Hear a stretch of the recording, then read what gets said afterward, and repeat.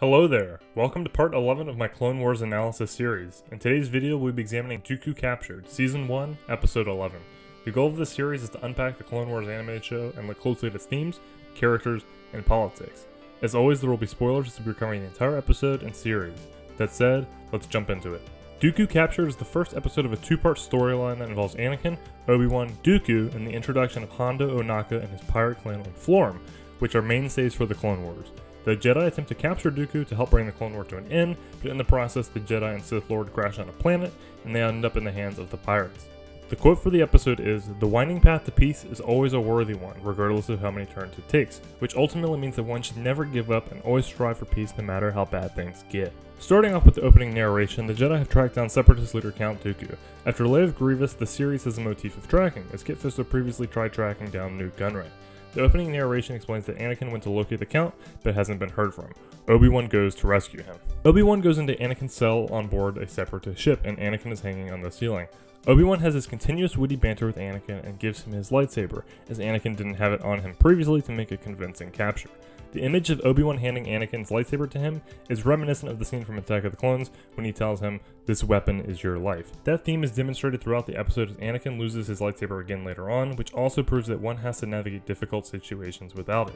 And Luke's most famous line, "I'm a Jedi like my father before me," is said when Luke throws away his lightsaber. So the possession of one's lightsaber is both integral, as it's one life, but also meaningless, because a Jedi's character and power means more than the weapon.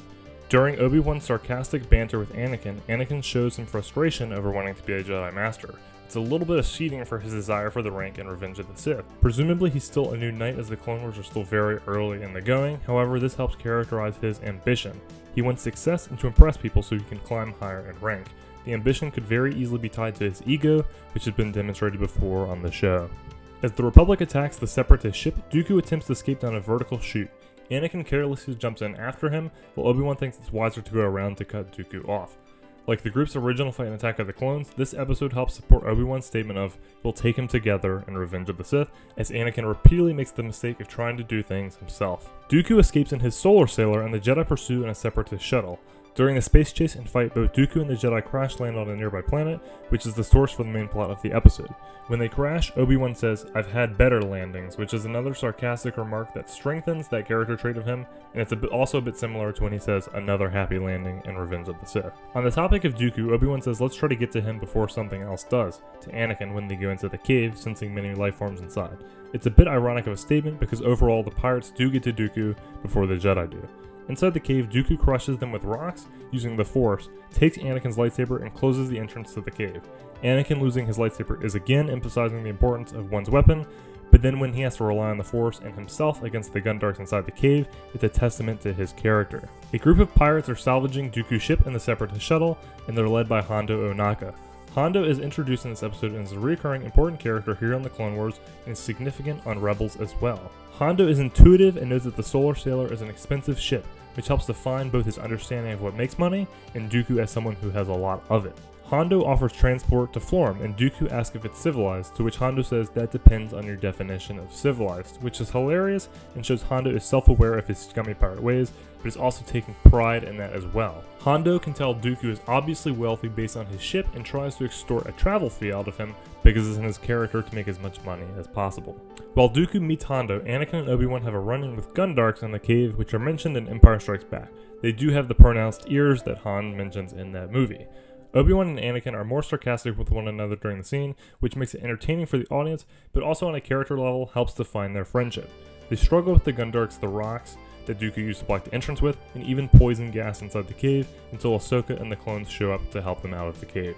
On Florm, Hondo reveals that he took Dooku's lightsaber during the trip and suspects him to be a Jedi, to which Dooku says, "I am more powerful than any Jedi," which is his same quote from Attack of the Clones. It stays true to his established character, and I would say that it shows that Dooku values the dark side as truly being stronger than light, as he was once a Jedi but is now an extremely powerful Sith Lord. Dooku tries to manipulate Hondo to let him out, but Hondo knows that his droid armies would come for revenge. Hondo says, "You don't survive in the Outer Rim by being stupid." Wanting to make the most money as possible, Hondo thinks he can get a bigger ransom from the Republic for Dooku than the Separatists, so he asks Palpatine for 1,000,000 credits in spice and shows Dooku and his lightsaber over a hologram as proof. Hondo says, "I'm afraid he's too embarrassed to speak," and Dooku covers his face in shame before Palpatine through the hologram. We know from episodes this season that Dooku exerts much control over Ventress and Grievous, and they have to prove their worth to him. Sidious would exert the same control onto Dooku and would have high expectations for him, so we can assume how Sidious may punish or test Dooku for this shameful failure later on. The Jedi Council sends Anakin and Obi-Wan to Florum to see if Hondo has Dooku, as they are nearby and were searching for him originally. Hondo wants the Jedi to come unarmed, which again plays with the idea of being without one's lightsaber. When Anakin and Obi-Wan arrive, Hondo says proudly, "Even a Sith Lord is no match for my warriors," and then the show cuts to some drunk, passed out pirates. It's ironic imagery and wording, and comedic directing, and Hondo continues to boast how much of a struggle it was to capture the Sith. He's selfish and prideful, and is lying without shame. You get some ironic imagery of Dooku in binders before Obi-Wan. When in Attack of the Clones, the imagery is reversed with the characters. Anakin and Obi-Wan underestimate the pirates, and Dooku calls out their overconfidence. Just like in Lair of Grievous, where Nadar underestimated Grievous, and Cloak of Darkness, where Luminar underestimated Ventress, now the two Jedi underestimate Hondo. To be fair, Hondo is easier to underestimate, as he isn't a screeching bald woman with red lightsabers, or a Corona cyborg with 4 arms, but Hondo is indeed manipulative and smart. At the conclusion of the episode, Hondo serves the Jedi laced drinks, but they swap the drinks to nearby pirates with the Force. As the pirates collapse, Anakin and Obi-Wan toast and talk about the moral lesson of the episode, which is to not be too humble and how unexpected things can be beneficial for oneself. The quote of the episode is about the winding path to peace, and while there were a lot of turns, ultimately the narrative of the episode ends in a way that's promising towards the war, ending with Dooku's capture. However, it is a 2-part arc, and then in the next episode, the Gungan General opens with Anakin and Obi-Wan captured because they are passed out drunk anyway.